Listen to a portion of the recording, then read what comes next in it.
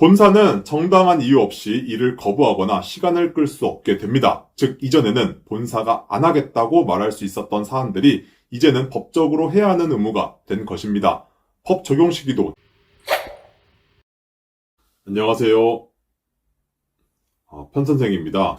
오늘은 편의점 업계에서 조용히 일어나고 있는 소식들에 대해 이야기를 한번 해보도록 할 건데요. 주인공은 GS25와 가맹점주님들입니다. 과거 편의점 업계는 꾸준한 수익산업, 안정적인 비즈니스 모델이라는 평가를 받아왔습니다. 실제로 오랜 기간 동안 꾸준한 우상향을 보여왔습니다. 하지만 겉으로 보이는 모습과 달리 최근 업계 내부에서는 본사 직원과 점주 모두가 지금까지와는 전혀 다른 방향으로 움직이고 있다는 신호가 포착되고 있습니다. 2024년 6월 CU를 시작으로 세븐일레븐 그리고 최근에는 GS25까지 편의점 본사 직원들이 노조를 설립하기 시작했습니다. 여기에 더해 올해 12월 국회를 통과한 가맹사업법 개정안으로 인해 가맹점주들 역시 단체 교섭권을 법으로 보장받을 날이 머지않았습니다. 그동안 의뢰 위치에 머물러 있던 점주님들은 이제 무엇을 요구할 수 있게 된 걸까요? 그리고 본사들은 이 변화를 어떻게 받아들이고 있을까요? 이는 편의점 업계 구조 자체를 흔들 수 있는 중요한 전환점의 시작이라고 볼 수 있을 겁니다. 오늘 영상에서는 이 변화가 왜 지금 나타났는지, 그리고 앞으로 편의점 업계에 어떤 영향을 주게 될지 차근차근 짚어보도록 하겠습니다. 편의점 업계가 생긴 지 약 30년, 그동안 본사 직원들을 위한 노조는 한 번도 제대로 자리 잡은 적이 없었습니다. 시도는 여러 차례 있었지만 항상 막판 단계에서 흐지부지되며 결국 실패로 끝났습니다. 이 흐름을 처음 깬 곳이 바로 2024년 6월 CU였습니다. 비제프 리테일 본사 직원들이 편의점 업계 최초로 노조를 공식 설립했습니다. 그 이후 세븐일레븐 그리고 최근에는 GS까지 노조 설립 소식이 이어지고 있습니다. GS25는 12월 11일 직장인 커뮤니티 앱 블라인드를 통해 노조 설립을 공식 발표했고, 익명 오픈 카카오톡을 통해 조합원 모집을 시작했습니다. 12월 15일 기준 오픈 카톡 참여 인원은 약 650여 명, 실제 노조 가입자는 약 50명 정도로 알려져 있습니다. 숫자만 보면 아직은 작아 보일 수도 있습니다. 하지만 중요한 점은 편의점 빅4 중 과반이 넘는 3개 회사에서 본사 직원 조직화가 동시에 진행되고 있다는 사실입니다. 그렇다면 가장 먼저 노조가 생긴 CU 내부에서는 현재까지 어떤 변화가 있었을까요? CU 노조는 출범한 지 약 1년 반이 지났지만 현재 가입 인원은 전체 직원의 약 5분의 1 수준에 머물러 있고 체감할 만한 변화도 거의 없었다는 평가가 많습니다.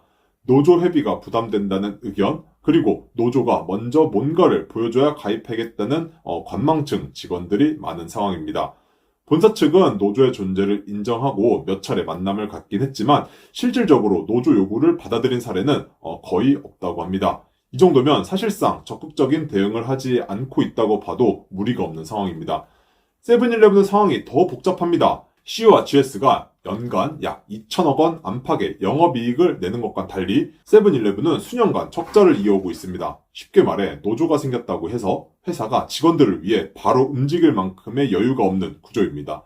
다만 CU의 경우는 조금 다르게 볼 여지가 있습니다. 수년간 매년 수천억 원의 영업이익을 냈기 때문에 노조 요구 중 일부는 충분히 수용할 수 있을 것처럼 보이는데, 그럼에도 불구하고 별다른 대응을 하지 않는다는 점은 이해하기 어려운 부분입니다. 그렇다면 CU 노조의 요구가 과해서 본사가 움직이지 않는 걸까요? CU 노조의 대표적인 요구사항을 보면 설날 추석 상여금을 GS처럼 월급에 포함해 지급, 강제 발주 오더 금지, 기본적인 근무 환경 개선 등등, 이 정도 요구는 현실적인 수준에 가깝습니다. 다른 업종의 강성 노조들이 요구하는 내용과 비교해보면 과도하다고 보기도 어렵습니다. 그럼에도 본사가 소극적인 이유는 한번 양보를 시작하면 다른 쪽에서도 요구가 이어질 가능성이 크기 때문입니다.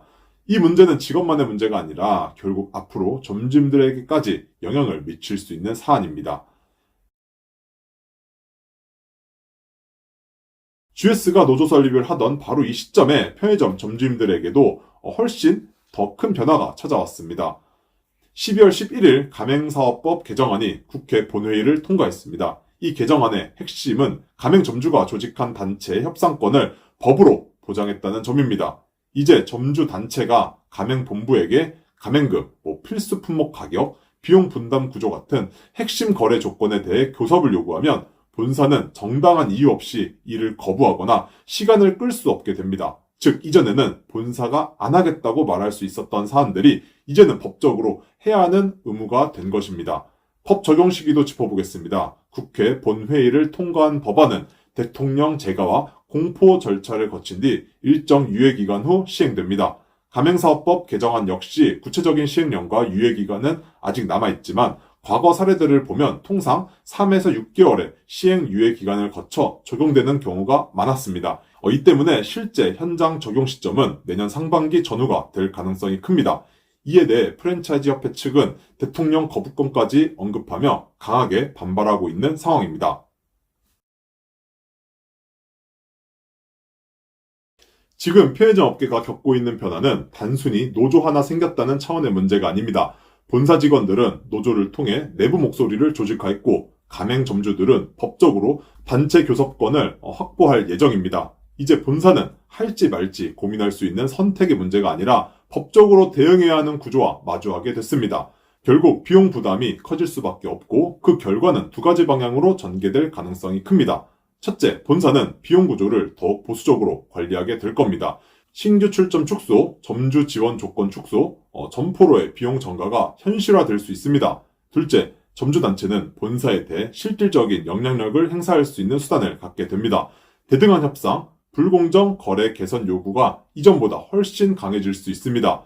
가맹 만료가 되었는데 폐점을 안 시켜주거나 점포별 발주 할당 등 소위 본사의 갑질이 적어질 수 있을 것 같다는 생각이 들지만 한편으로는 지금처럼 무시해버릴 수도 있다고 생각합니다.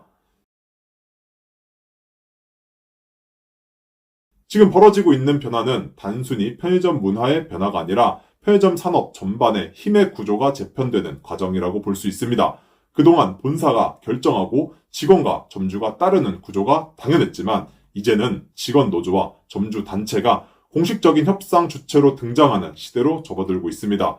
앞으로 본사는 무대응이나 시간 끌기만으로는 이 구조를 유지하기 어려워질 가능성이 큽니다. 그래서 편의점 창업을 고민하신다면 매출이나 점포수 같은 숫자뿐만 아니라 이 브랜드가 함께 일을 하는 점주와 직원들과의 갈등을 어떻게 대응하는지까지 함께 봐야 할 시점입니다. 물론 이 변화가 항상 긍정적인 결과만 가져오진 않을 겁니다. 갈등과 부작용도 분명 생길 수 있습니다.